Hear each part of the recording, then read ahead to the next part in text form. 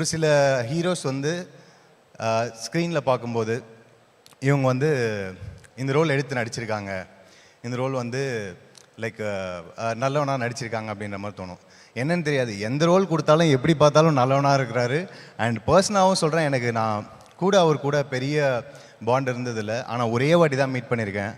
கார்த்தி நான் சொன்ன மாதிரி தான், அவர் எவ்வளோ நல்ல ஹியூமன்றது அவர் பேசின ஒரே ஒரு ஃபியூ மினிட்ஸில் தெரிஞ்சுது. அண்ட் ஆல்சோ என் ஃபேமிலி பெரிய ஃபேன். நானே வந்து மிஸ் பண்ணால் கூட அம்மாவும் அப்பாவும் அங்கே இருக்காங்க, அவங்க கேட்டுகிட்டே இருப்பாங்க, டே ரவி படம் வந்துருக்கடா, வாடா போய் பார்க்கலாம் அப்படின்னு சொல்லுவாங்க.